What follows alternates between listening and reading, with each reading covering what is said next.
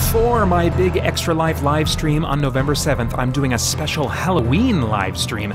I love horror movies, but hate playing video games that scare me. So I'm going to share my picks for best non-scary horror games during my not-so-scary Halloween live stream on Monday, October 26th from 5 p.m. to 8 p.m. Pacific Time. You can watch and chat with me on both youtube.com/christiangeekcentral and, if all goes well, twitch.tv/christiangeekcentral. Yeah, this is kind of a test to see if I can do both at the same time, and frankly, that is plenty scary enough for me. Dark creatures of the night and otherworldly horrors await.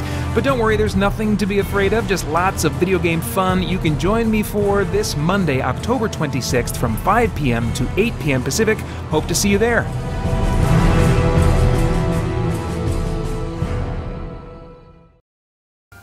Okay, getting off to a late start.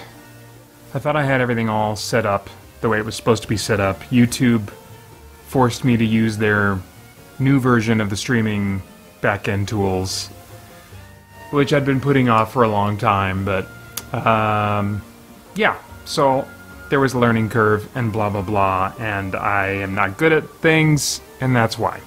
But I will go a little longer afterwards so that we get a full hour here, as promised every month. I'm going to start out, the stream should be live now, and yeah, I'm not going to be paying attention to the chat, so I am in the insider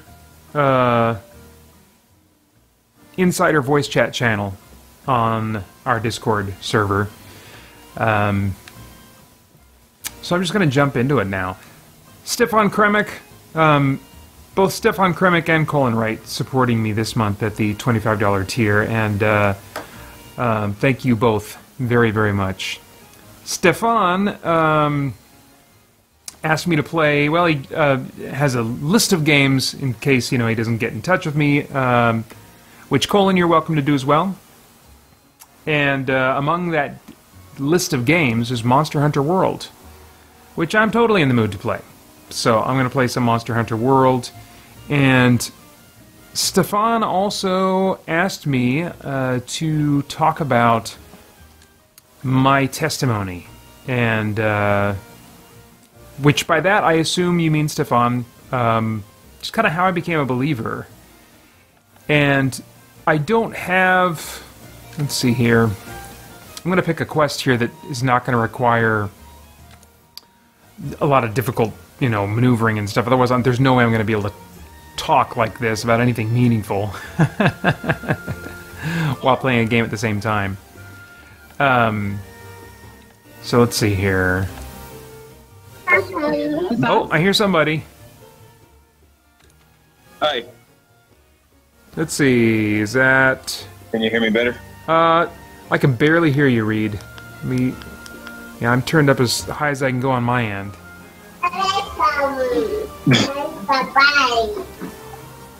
Can you hear the baby? I can hear the baby, actually, surprisingly well. I can definitely tell it's in the background, but you are no louder than the baby, which is a little puzzling to me.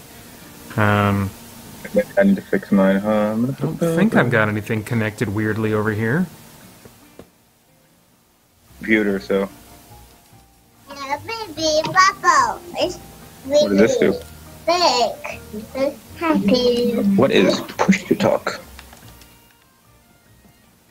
Does that make a difference? No, I'm not hearing a difference. I don't know what that button means then. Huh.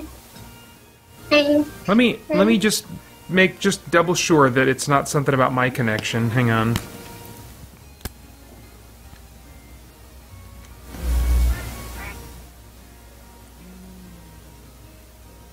Okay, I hear you more strongly now. Did you change anything on your end?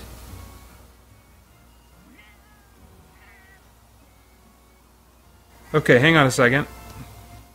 Don't change anything. This is not what I want to do.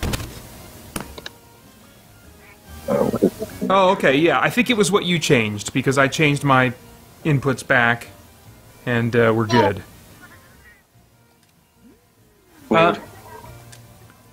So I have a couple questions for you, Reed, but first I want to talk about what Stefan asked me to talk about, which was just my testimony, how I became a believer. Let's see here. First I need to... Maybe I should mute. Maybe you should what? Maybe I should mute so that the baby talk doesn't come through. Oh, I mean, that's fine either way. Let's see here. For a few seconds here, I'm figuring out some kind of hunt that I can go on that will not require a bunch of thinking.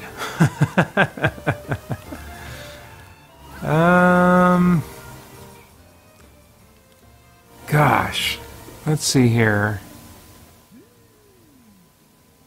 Kuyaku, Barath, Puke. What are you playing? I'm playing Monster Hunter World. Yeah, that's usually a pretty good guess. Okay, now I've got That's the standby. Yeah, it's a great standby. And it was on Stefan's list of games that he wanted to see me play, and so... yeah, I am almost always in the mood to play some Monster Hunter World. Okay, so, post a new quest. Just gotta do an investigation, and then... There we go. Alright. So yeah, as far as like how I became a believer, I don't... you know, I don't have one of those stories about, like, you know, I was not a believer and then I became a believer. My story is more about really coming into my faith and it becoming just more present and real in my life. I grew up in a fairly intentional Christian home. I mean, especially compared to where my parents had come from, you know, I really respect the choices they made. One of them coming from a home that was, like, had one Christian parent, but still a lot of dysfunction from both of the parents in that home. And then the other parent coming from a home that was a Christian home, but very much just kind of steeped in tradition and not intentionality, you know. And so, given that, the intentionality that they brought into our home in their parenting is admirable to me. But even so, it wasn't until sometime in high school, I think, that my faith really kind of became my own. I had been a believer. I had, you know, it wasn't, you know, I wasn't just a nominal believer. I was a believer in Jesus. I've believed in him for as long as I can remember. But I think there was a sobering aspect of it that really kind of took hold when I was in high school. I don't remember exactly what I would tie it to. I mean, it was probably had a connection to like some of the, like maybe a youth conference that I went to. When I started going to high school, my parents started taking us to the church that I'm still at now, that I, for a couple of years, was the worship pastor at, and for 2 years prior to that had been on staff, you know. So I've been there for a long time. And let's see, I don't want to get down to the thick of those monsters if I don't have to. Let's fast travel somewhere, maybe. I should have started over here anyway. But, you know, that was the first time I'd been to, like, a youth conference that was really talking about living out your faith, you know, in a relatable way. And I don't remember exactly what caused it, what the trigger was, but it would have been, you know, 6 to 12 months after that youth conference, and at least a year or two after, you know, starting to go to the church that we go to now, which is Red Mountain Community Church, rmcchurch.org. I remember I was in a drama practice at school, and it wasn't my scene, and so I was just sitting there watching the other students kind of like doing their scene and rehearsing it, and just, you know, waiting for my scene to come up. And suddenly, the reality of eternity and the fact that everyone was either going to be with Jesus forever or they were going to be separated from God forever. You know, that sort of heaven or hell realization kind of just struck me, and it was really sobering. And just the reality of it, not just the theory of it, but the reality of it. Thinking about my friends, like, I don't know where this friend of mine is going to go. But he's on a path to somewhere, you know, and it may be separation, hopeless separation from God forever, you know. And it really was like almost, I remember it kind of being like a switch that was flipped in some ways, because my mind just kind of stayed in that space, that sobering space, for a while. And my friends, I have a friend that still comments on that now and then, that like he remembers my, you know, it was the beginning of my senior year. My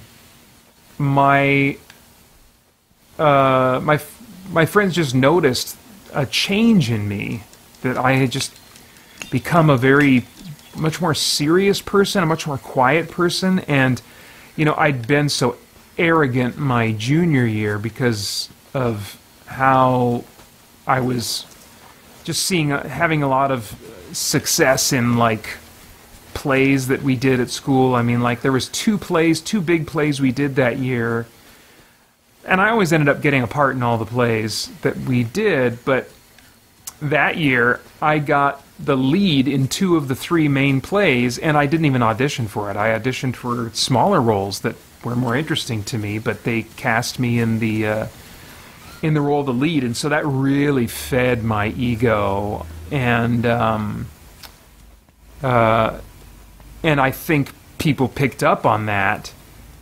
And so when I suddenly became quiet and more kind of separated from others, I think that's really when my introversion really kind of kicked in.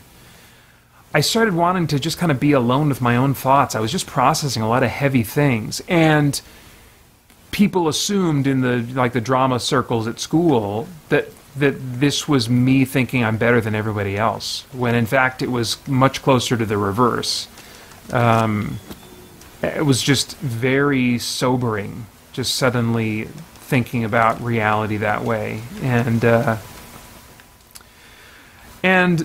that really changed the course of what I was planning on doing with my life. I had, up to that point, up until the summer before my senior year, I had planned on being an actor, you know, and I'm so glad that God pulled me away from that.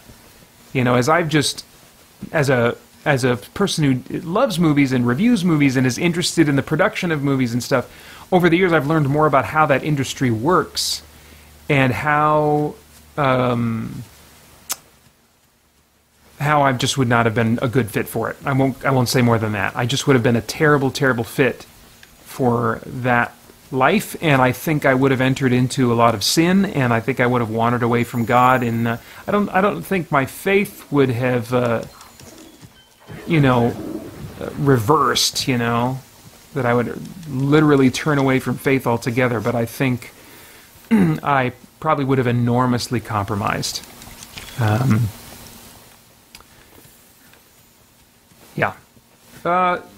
So I'm very grateful that I got turned in a different direction, but it was a big deal for me to shift in that way, thinking for sure I was going to be an actor. Of course I was going to be an actor, you know. And instead I ended up thinking I was going to be a Christian singing artist, which that I didn't realize was not what I was meant to do until years later. But it put me on a path, at the very least, of realizing that, okay, my life and my career, I want to be about leading people to Jesus. And I didn't necessarily wasn't necessarily thinking definitively in terms of leading unbelievers to Jesus, but I just knew that ministry and with some element of evangelism, but also just leading other people closer to Jesus, was where I wanted to be, what I wanted to be giving myself to. And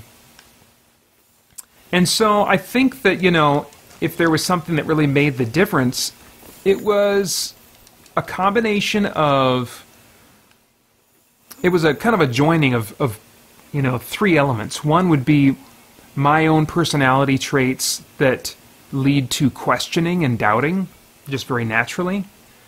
And second, being at a church that really cared about truth and was not afraid of questions, and then having parents that encouraged me also to ask questions, that didn't merely say, well, you just have to have faith, But they said, well, why don't you ask this person,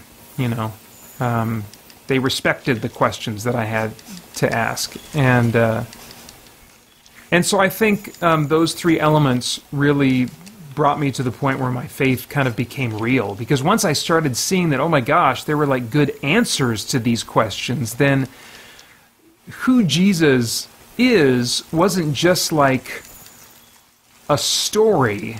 It was like a thing that happened. And he became real in the sense that the chair underneath me is real, and the controller I can feel in my hands right now is real, So that made the big difference for me. And I think that's probably all I have to say about that. It's not a really dramatic story, but it's how God moved in my life. And frankly, I am very grateful that coming to faith in Jesus did not require a dramatic or traumatic event. But, he has just been so gentle with me and continues to be so gentle with me. And so I'm very grateful for that.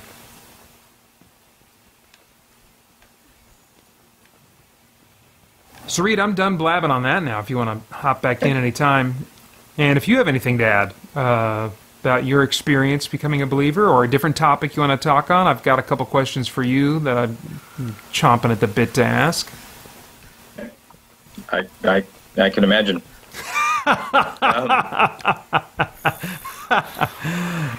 I'll be sensitive too. I'll be sensitive too. But yeah, go ahead. I don't know that I have much to add. I mean, I don't. My story, if I even have one, if you can even consider it a story, is not very interesting. Yeah. Sometimes I wonder, maybe I just haven't gotten to the interesting part yet. I'm sure I'll have an interesting story related to it. Like you, I grew up a believing family, and I never even questioned the idea of until when I was in high school or middle school. Mm-hmm. Maybe not until college, and not because of anything that happened to me at college. I don't know when, obviously, but I haven't always, about it to I don't want to say any work into it, but it never seemed as real. It seemed like a fantasy that I believed in, I guess. Yeah, I can relate to that. Like Santa Claus. I never really believed in Santa Claus. Uh-huh. I did, but I still sort of imagined that he existed, even though it's sort of a weird thing. It's like, existed, but I didn't really believe. But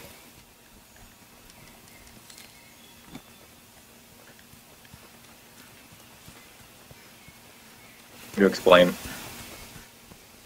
Yeah, I remember I was in a ministry organization. It's the one that I met Holly in, and the first year I was in it, before I was on the tour where I met Holly, one of the things that they did as they would kind of prepare what the concert content would be is they would plan to have two different people from that particular group share their testimony during the concert each night. And the way they would kind of figure out who that was going to be is during the rehearsal camp, they'd have everybody share their testimony with the rest of the group.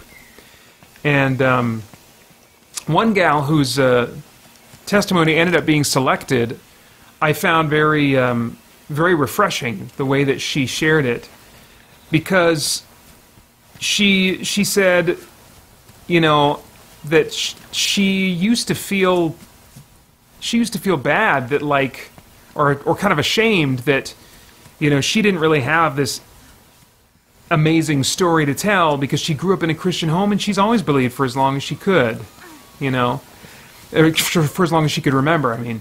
And then it dawned on her at one point, how dare I be ashamed that I was raised in a Christian home? Because that brought so many blessings. And I have seen firsthand in the lives of others so much pain and destruction and hopelessness that comes from not being in a home like that. And I was spared of so much of that, and there's such a richness in what I have because of the kind of home that I was raised in, you know. And that was really striking to me. You know, I think that when the evangelical movement kind of started really picking up speed, and I suppose sometime between the 50s and the 80s, I think it kind of became cool and sexy to hear about these dramatic stories of people that were like in, you know, on drugs or on death row or, you know, all kinds of really dramatic stuff. And those would be the interesting stories that we would like to hear. And it really is dramatic to hear about the change in their lives that can come about. But I think that prioritizing hearing those kinds of stories can really do something to make us feel like our stories, as those that were raised in the church, raised in Christian homes, have believed as long as you can remember, that those are somehow less than. But I've just noticed ever since hearing that story from her and reflecting and then living more life since then, that her observations are spot on, and I've come to appreciate more in my own life the home that I was raised in, even with the flaws of the home that I was raised in. You know, as I see those more and more as I grow older, you know, I am so grateful for what God spared me from as a result of bringing me up in a home where I've just always believed, you know. It's made a huge, huge difference. Okay, so I want to talk briefly about coronavirus, COVID-19, or whatever you want to call it. What's that? You're in China. How you doing over there? In a nutshell, that's all I wanted to ask, really. How you doing? What's your life? What's your day-to-day looking like? And how are you feeling, you know, in all of that? Before I get into that, because that could take a while, I want to ask one thing. Sure. I noticed that of this live stream on Patreon said it was supposed to start at 5 Pacific. Is it 5 Pacific? Just after 5 Pacific now? Because I thought that would be 7 Central. Well, the clocks recently changed. They changed just on Sunday morning this week. And so I know, but yeah, well, let's see, I can't remember, when did you last see that? Because I had it listed at one time last week, and then after the time change, I realized, oh, that's wrong, I need to correct that. And so I looked at the current time of, like, this was on Sunday afternoon I did this. I looked at the current time, Pacific time, and then based it on that. So I think I said 5 p.m. Pacific. Let me just do a quick internet search and see what Pacific time is right now.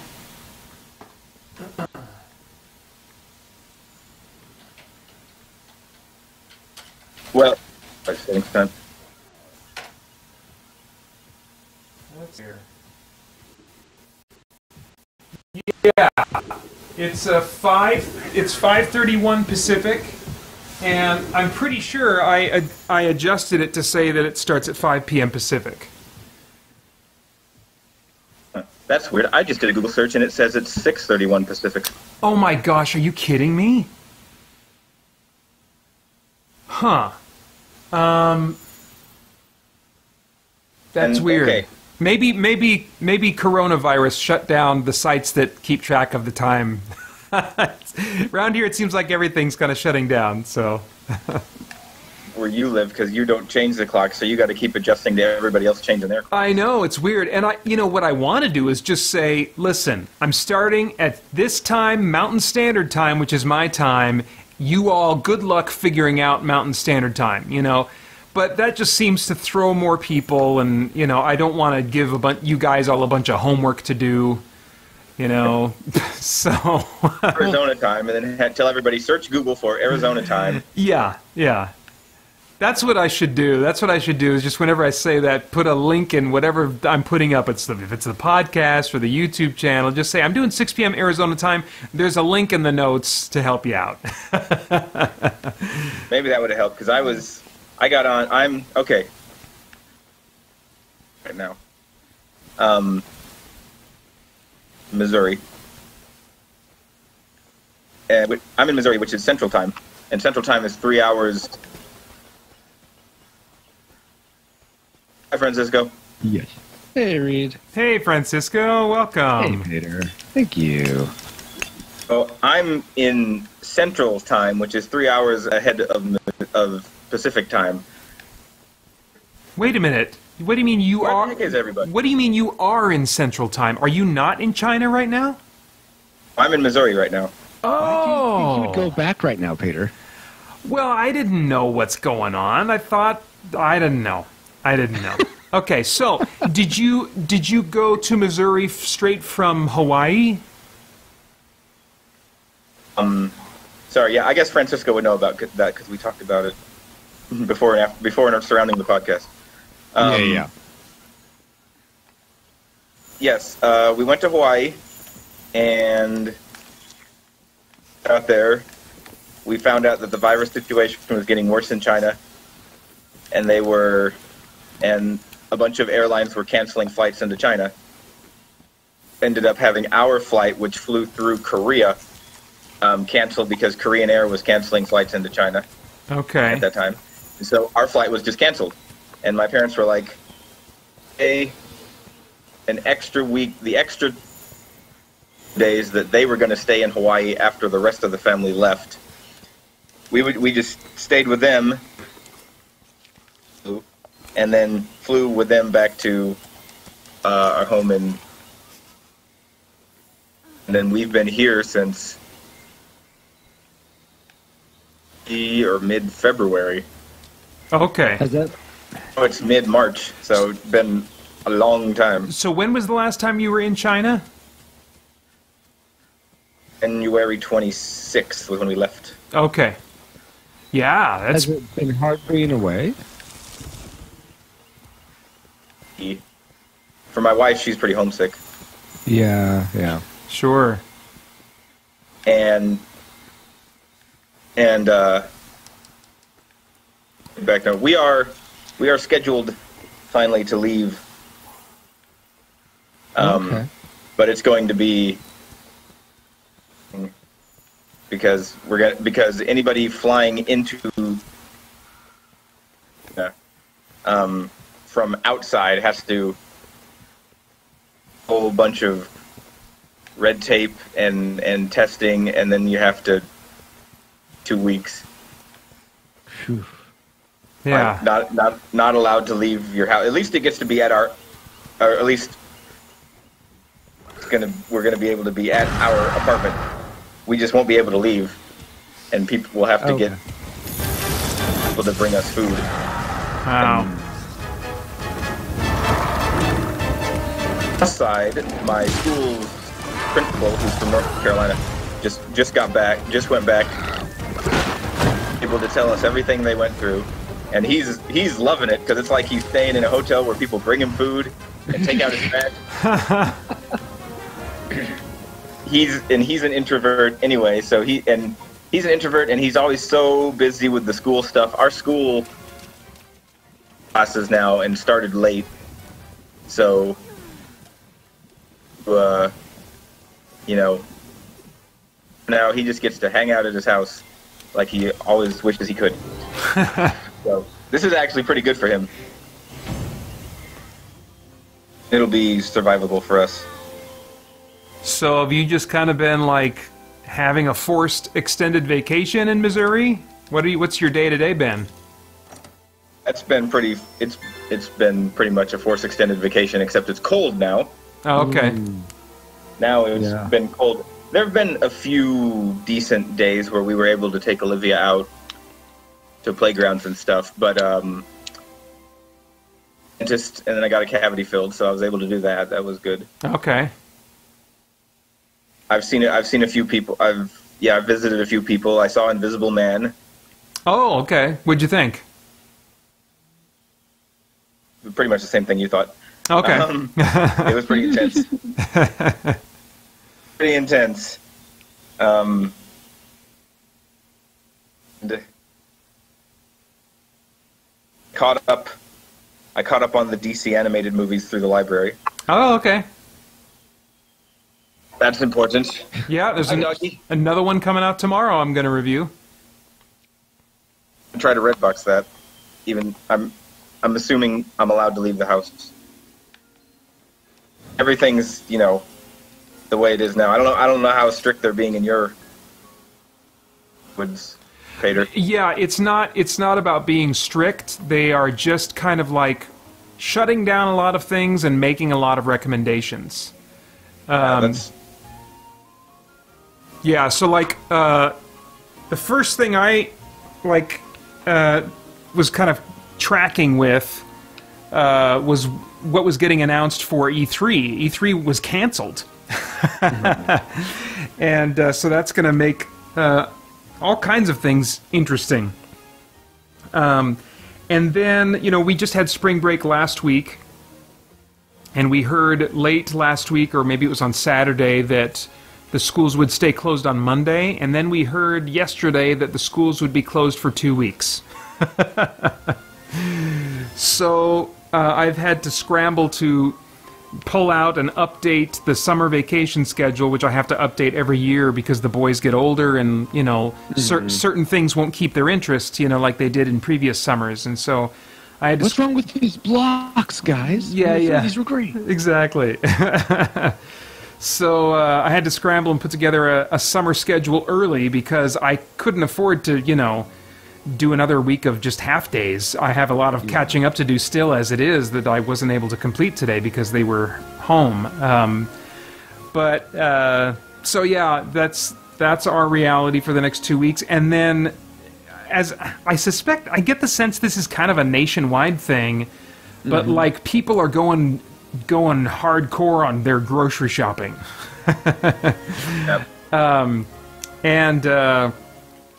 It's interesting. I'm planning on doing a video on not exactly on the coronavirus because I want my content as much as possible to be evergreen, and I also don't want to. He goes on Plague Inc. Yeah, well, and I also don't want to set a precedent for commenting on, whatever public thing is going on. I mean, then people are going to say, well, why aren't you commenting on this school shooting? Don't you care? And stuff like that, So, and I just can't comment on. I have a particular focus, but I think this is A, widespread enough, and B, taps into the somewhat more frequent trait of anxiety among geeks that I want to say just a few things about. Anxiety, which I've touched on before, and all that to say, I just want to set the table for any comments I might make, as we go forward talking about this. But I don't take the position that people, everybody's being unreasonable and, everybody's overreacting or people aren't reacting strongly enough. I'm not interested in trying to perpetuate some one view of how we should all be reacting and feeling about this situation.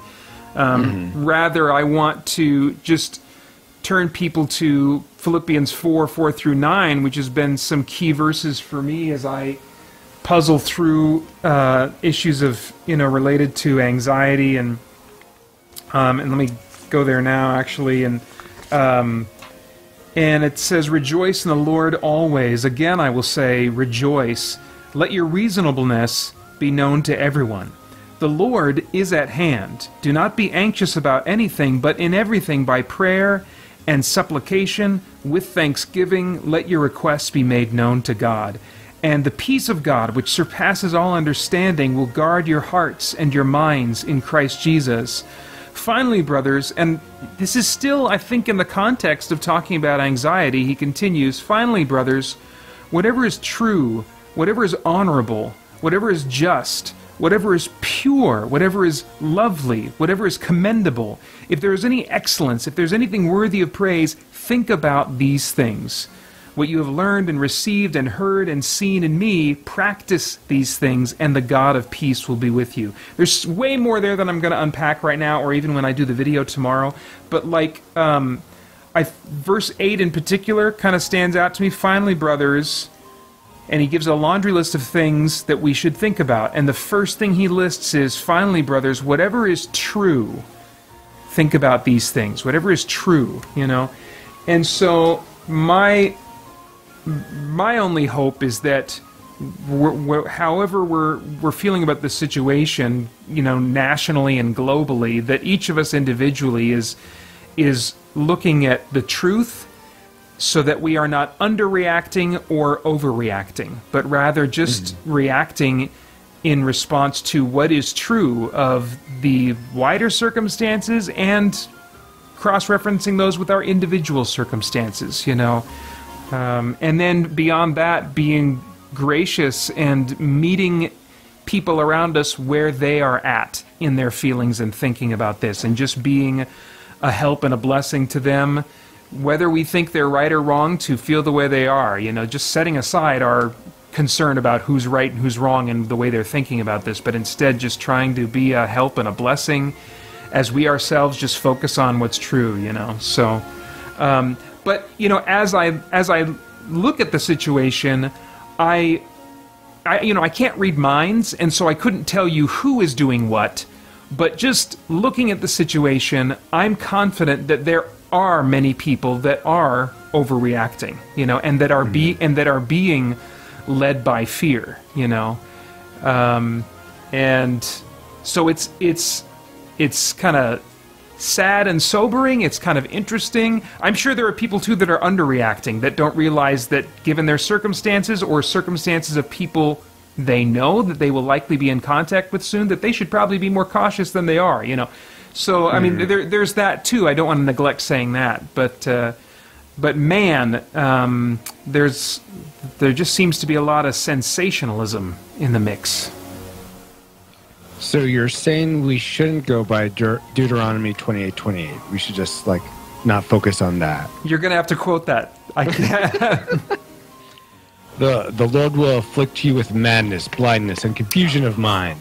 At noon you will grope about like blind men in the darkness. You will not prosper in your ways. Day after day you will be oppressed and plundered with no one to save you. No toilet paper for you. Oh my gosh. Yeah. I think your exegesis and application might be a little in question. Well, I didn't go to Bible school. So. Well, me either. So we're both on mushy ground. We're on mushy ground here. I'm just being ridiculous, as is per my usual arrangement. No, that's great. That's great. Oh my. Francisco, how are you? How are things in? And I'm never going to remember. Washington, Oregon, or Oregon. Oh, yeah. Good. Okay, so I've got one of them. Yes. Well, so similar to you, our kids are going to be home. I think I heard that it's going to be until May. So I'm like, oh my gosh, how are we going to handle this? Because one day down, and it's like, but we're. My wife has a bunch of school stuff that they can work through, and so that's I think that will be helpful once we get in the groove of that. But otherwise, just doing a lot of normal things. I'm one of those people that I wonder if I am underreacting. I'm trying. I feel like I could let myself overreact too easily, and so it's a weird line I'm trying to balance. So, but yeah, just for the most part, going about what I would normally do. I mean, I work from home mainly anyway, so yeah, we do too. Yeah. So it's not a big change in that regard. But yeah, thank you for asking, though. Yeah. Does your wife, like when the kids are home during the summer or whatever, is she usually kind of like wrangling them and, so you're freed up to just focus on work? Well, no, I mean, she works during the day it's not like an 8-hour a day job. She's a martial arts instructor at her dojo. Oh, cool. Oh my gosh. So, yeah. So I'm sure you get all kinds of interesting jokes about what your disputes must be like in the home setting. Yeah, she always like shoots them down though, because she's like, don't tease about that because I don't want people are just gonna want to fight me. And I'm like, okay, I don't think that's gonna happen. I mean, that's fair. I think some people look at black belts and I'm like, oh, let's see how tough you really are, and they'll want to pick a fight. But regardless, her schedule is like. Sort of like a little bit in the morning and then some at night. So she's not here during the summer necessarily. It's because it's the same schedule during the summer. So it's pretty much just like I guess a summer schedule for us. So it's just more that we have to focus. It's hard when it's like cold outside, so that's rougher. Oh yeah. Whereas during the summer, it's usually fairly nice for the most part. But today was nice, so they were able to go outside a little bit. The main thing with us recently is that my daughter's just had like one cold or fever after another since like February. And like, come on, would you please just stop being sick? Yeah. So I pray the last one she had is over now, but we'll see. Yeah, I remember when, how old is she? She's going to turn 8 in April. She's one of you April people who were born in April. Okay. Yeah, our youngest, Titus, is very prone to getting sick. Mm-hmm. And I think he's just a more rough and tumble, likes to get his hands dirty in the world kind of kid. And he's just less cautious, and so he tends to get more things in his body. Yeah. But there was a stretch once when Titus was still in preschool, where from January until May, it was like our home was rolling from one flu or cold or whatever to the next nonstop. And we were like, when May came, we had an opportunity to actually just take the boys out of school a little bit early to help my parents drive a car across country. Oh. And we were like, yes, okay, do it. Let's get, we need to get out of the school system. We need to get in a little metal, rectangle. Exactly. And drive across country away from all other people for a while. Yeah. and then, go on. I was just going to say, sure enough, that's how the streak broke, was just getting in the car and leaving. Yeah. And so I was going to say, I bet in a sort of the silver lining of this out of school, I think that this will take her out of the circulation of all the germs. So sure. Yeah. Yep. Oh, goodness. So you're playing Fallout now? Fallout 3? Yes. Is this your Terminator? This is my Terminator run that I'm doing right now. Nice. And I don't know that I'll run into any people where that will be, really relevant to what you see. Right. Sure.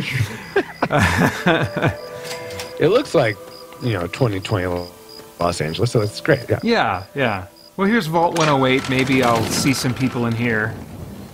So is it an actual mod that makes it like Terminator, or no? You're just like you're just imagining all this. That's right. I am just adopting in my mind a very specific goal and mentality that shapes all of my choices, both in and out of dialogue. You know. Wow.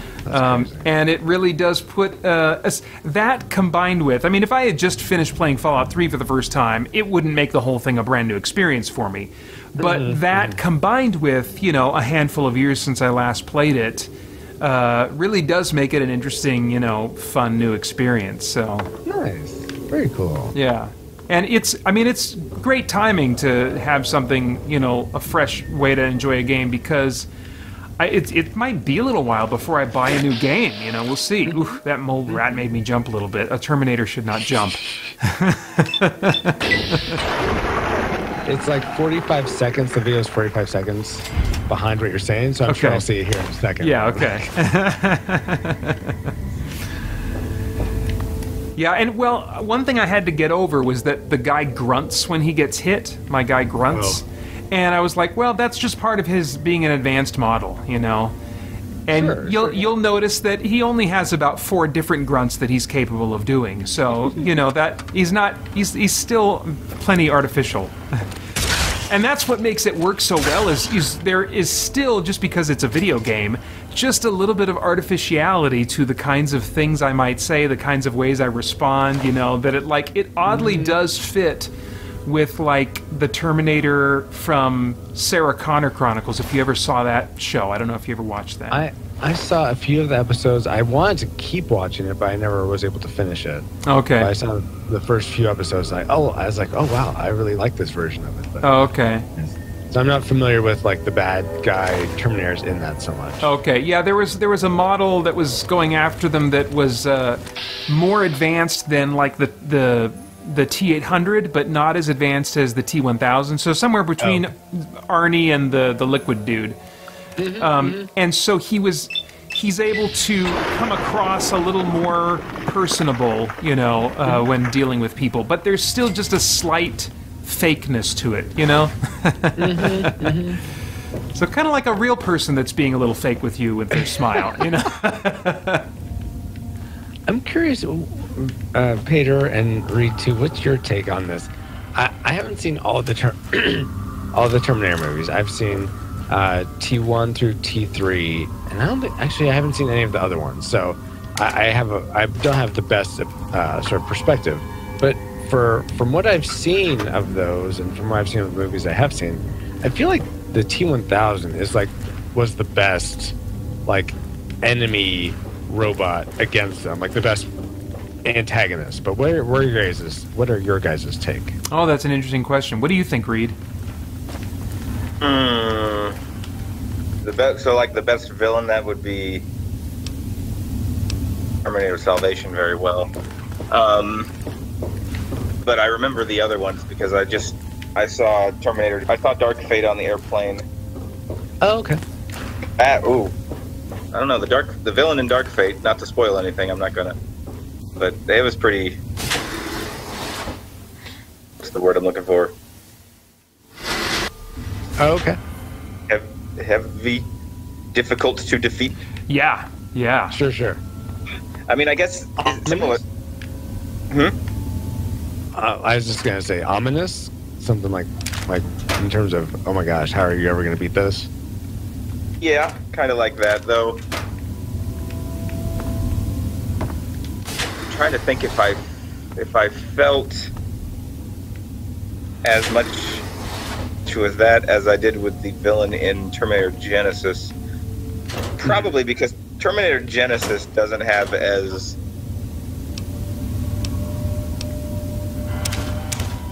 okay. There's not as much dread hanging over everything like every other movie. Gotcha. Yeah, that one, that was a bit of a lighter movie. I mean, it was PG-13 too.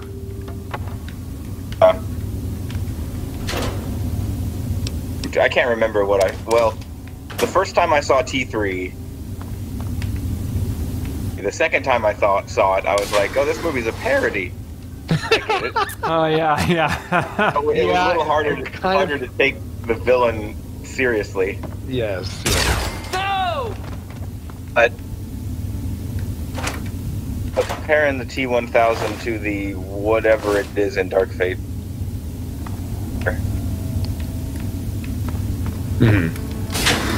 Okay, that's cool. Well, I don't know. I do. Maybe it's for the nostalgia factor that Robert Patrick's performance in that does seem a little more threatening, just because of his like very stone cold look that I don't think any of the other, because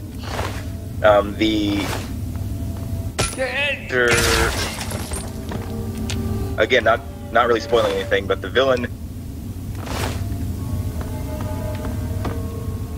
expressionable. Ah, okay. That's a, He emotes a bit more. Yeah.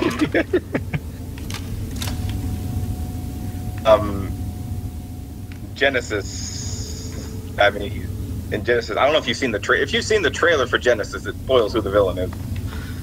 I think I have, but it's been a while, so I'm not worried about spoilers. If I know that would help. Then yeah, that's such a shame. You know, well, sorry, go ahead, finish your thought. The villain in Genesis, I mean, is a person, so he's not. He tries to be kind of stone cold, but he's a person, but not a person anymore. But whatever, and so he's not as threatening. Gotcha. Gun to my head, I would say yes, Francisco, you are correct. Robert Patrick is terrifying. I approve. Yeah, it's hard to improve on that because he was like compared to what had come before, he was so strikingly different. Yeah. Both in the way he imitated human life and in like what he was as a Terminator was like liquid metal. What the crap? You know, that's so far removed. It was such a novel concept at the time. And since then, we've kind of gotten rinse and repeat, you know? We got with both... Go ahead. Different twists on the liquid metal. Exactly, you know? And I'm thinking to myself, well, why haven't they done something? I mean, like, even though, I think arguably the concept of liquid metal would be more advanced than this, what if there was some kind of like swarm Terminator that was like a bunch of small flying machines, you know, or something? Oh, yeah. I mean, I just feel like there's different technological concepts that they could explore outside of liquid metal, but liquid metal, I mean, that is about as far as you can go, because that would be more advanced. That would be smaller nanite technology than like flying, you know, little drones or something. But yeah, I mean, it's hard. It's hard to. In fact, when they put a skeleton inside of the liquid Terminators, like they did in 3 and in Dark Fate, it almost in some ways seems like a step back. I'm like, well, why would you do that? Why would you? Yeah. You know? That's what I remember from 3. Yeah. And now it has a base. Yeah. Back around. Yeah. So, but I do think that the Dark Fate Terminator was pretty menacing. Probably the most threatening feeling Terminator to me since Robert Patrick, but I don't know that I would say more so. Yeah. Well, that's awesome, guys. Thanks for letting me know your opinion on that. That's always cool to geek out about. So, you know, so thank you. Older, like, movies, I'm not sure, there's more of a sense of dread in those older movies, like from the 80s and 90s, that I feel like doesn't really come through in the more polished look of modern. Yes. Even though Dark Fate, I mean, it's dark and gritty and dirty. Oh, I mean, there's a lot of daylight, but it's like colorless, just sort of a flatter color thing. But there's still this in Terminator 2 thing in Dark Fate was as like the T-1000 showing up at the mental facility in T2 with the both Terminators showing up there that was shot and do some of the slow motion parts, the characters. That was like the first we'd really seen a lot of that, and now, like you said, Peter, there's a lot of, you know, you've seen a lot of this before. It's like, oh, here's another threatening thing. But then it was like, Whoa, dark light flashing. He can walk through bars. Yeah, yeah. Now looking at the monster that killed Kyle Reese. Like, you know, anyway, I'm rambling. Right as you said, like, slow motion, I did, like, the first slow motion VATS shot in the current level I'm on. That just worked out perfectly, yeah. But what I was going to say before, speaking of, like, spoilers, this is a Terminator 2 spoiler, which should be totally fine by now. Yes. But likewise, the trailer, I think, you know, it tells you that that the Schwarzenegger Terminator is the ally instead of the enemy, you know?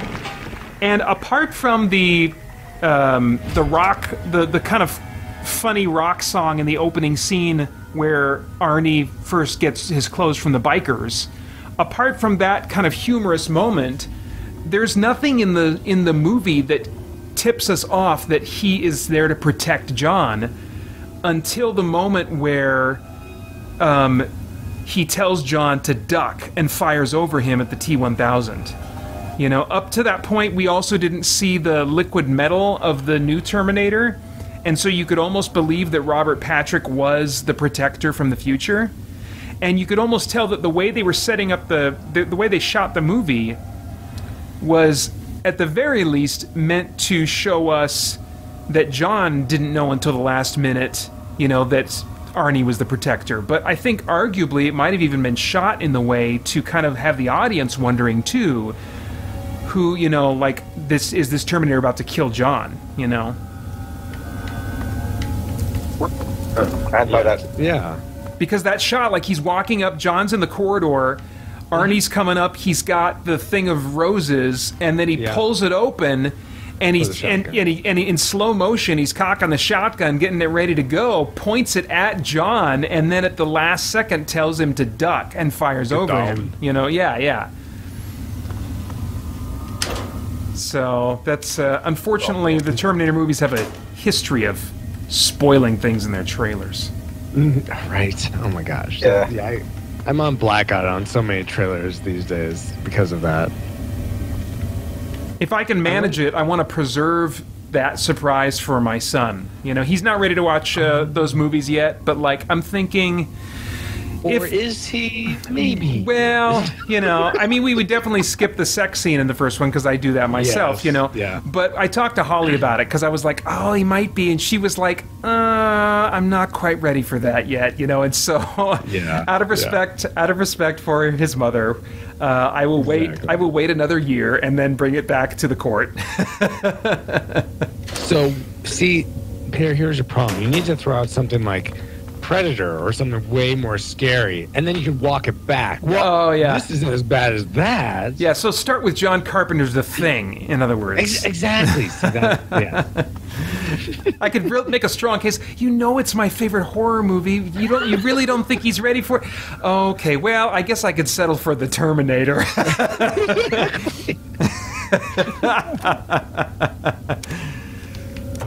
All right, good parenting tip. Yes. There you go, Ray. That one's on the house. Well, let's see how my wife likes that idea. Yeah. Speaking of parenting, I actually have to go and help get my kids to bed. Oh, okay. Awesome talking to you guys.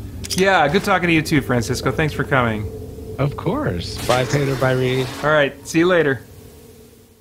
Bye. Yeah, I should actually probably close things down too, but go ahead. What were you going to say? Let's cover that. I'm watching the video and I go, there's a video of Peter laughing. Oh. Oh gosh, was there anything else I wanted to... There was something I wanted to talk about specifically with you. Well, take your time. Oh man, but there's only so much we can talk about without getting into spoilers. Oh, okay. Into your spoiler card. So. What did you say? What movie that cut off? What? Invisible Man. Oh, Invisible Man. Okay, yeah. Yeah, my memory's a little bit fuzzy, but yeah, I really liked it. I mean, it like, well, yeah, you know my thoughts. So let me hear your thoughts. I actually went and saw it with probably my oldest childhood friend, who his brother works for AMC, and so he has like a free movie pass. So I was like, yes, I will see a free movie. Oh, nice. And we saw it in a theater with recliners. Nice. That kind of situation. And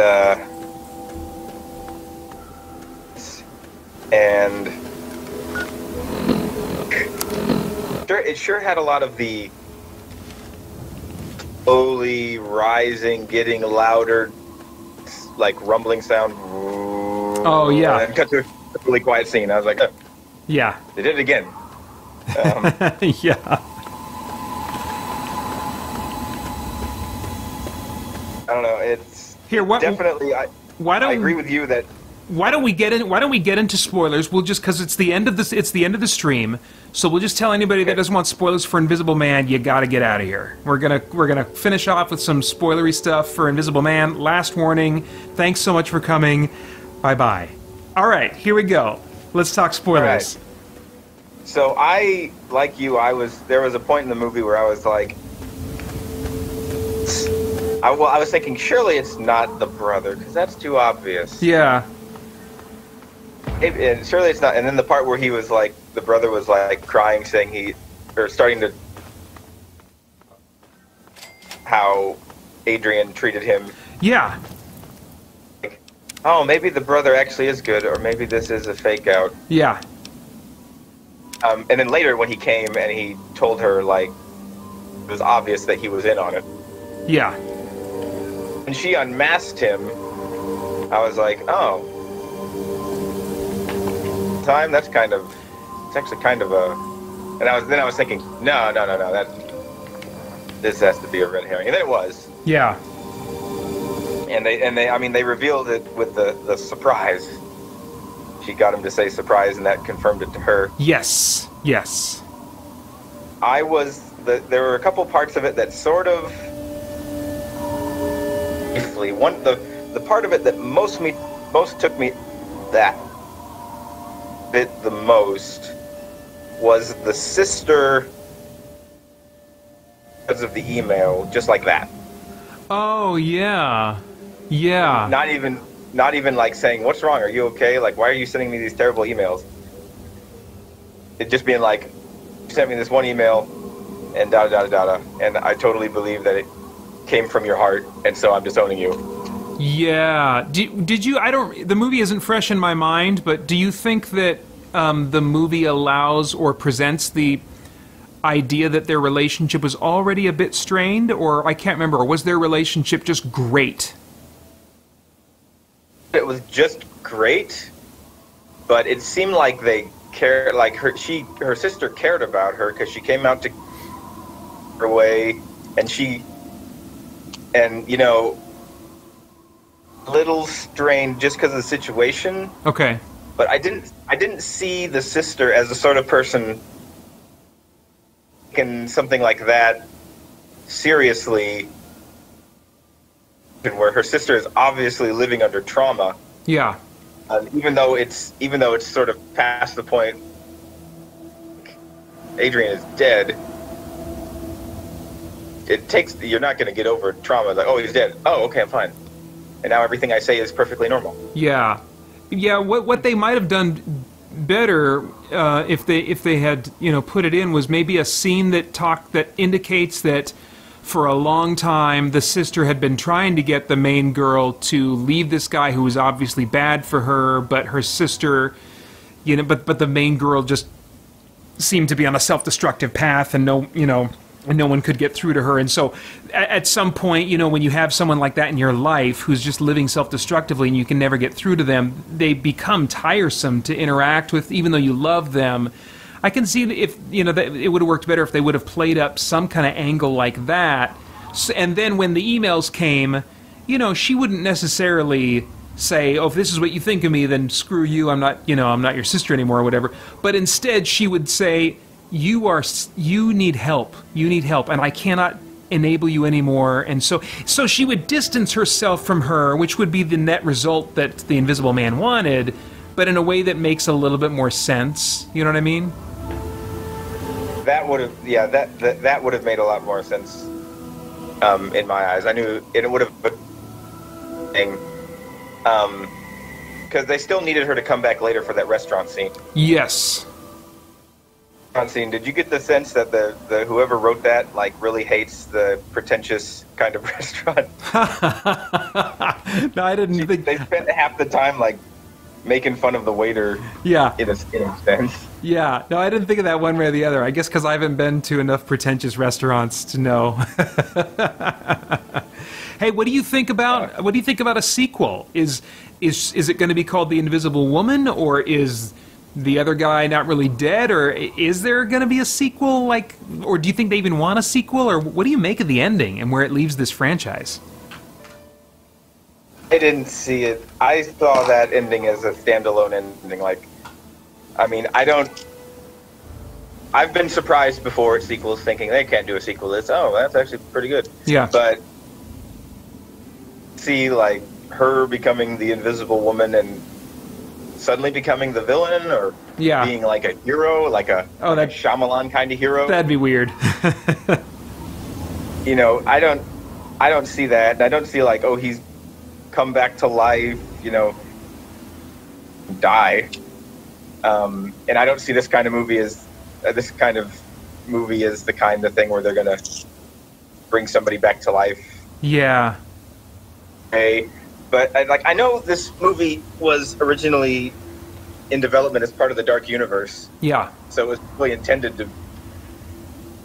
But when they scrapped that idea, I think they got that writer or director or whatever and just said, like, make something good. Yeah. And if it can't have a sequel, we'll find something else. Yeah, that's true.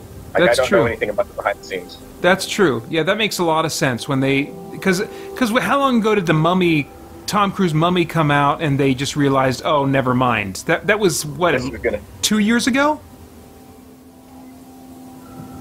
Maybe 3. Yeah. I can't remember I suppose I could. That was well before this one would have started shooting. The Mummy, it says 20. No, not 99. That's the wrong one. Oh, yeah. 2017. 2017, yeah. So that's plenty of time for that thing to tank and for them to realize before even shooting starts, maybe even before a script was written, that like, oh no, never mind, you know. So, but I think what you said, you know, really holds too. That like, you'd be surprised how writers can, you know, take something that seemed like it was one and done and make a sequel out of it, and I'm all for that. I'm all for them just saying, hey, let's just make this movie as good, as compelling, as satisfying as it can be, and then we'll leave it to some brilliant writer to earn his pay and do something really interesting to make a sequel. Oh, yeah, that too. Yeah, like if somebody can give us a sequel that's interesting, then we'll go for it. Yeah. Yep. Maybe we'll find somebody who can write a compelling Creature from the Black Lagoon remake. Yeah, hey. Was that a Universal? I think maybe it was. I think it was. That was the next one I could think of that they haven't remade in forever. Oh, that would be interesting. Dozen times. They've done the Wolfman. There've been a bunch of Frankensteins and Draculas. Yeah. Huh. All right, well, I better go, but this was great talking to you, man. I'm glad that you and your family are safe and doing all right, and hopefully the Lord will see fit to pave the way for you guys to get back, so your wife can feel better too. All right, man. Have a good night. We'll talk to you later. Before my big Extra Life live stream on November 7th, I'm doing a special Halloween live stream. I love horror movies, but hate playing video games that scare me. So I'm going to share my picks for best non-scary horror games during my not-so-scary Halloween live stream on Monday, October 26th from 5 p.m. to 8 p.m. Pacific Time. You can watch and chat with me on both youtube.com/christiangeekcentral and, if all goes well, twitch.tv/christiangeekcentral. Yeah, this is kind of a test to see if I can do both at the same time, and frankly, that is plenty scary enough for me. Dark creatures of the night and otherworldly horrors await. But don't worry, there's nothing to be afraid of, just lots of video game fun you can join me for this Monday, October 26th from 5 p.m. to 8 p.m. Pacific. Hope to see you there.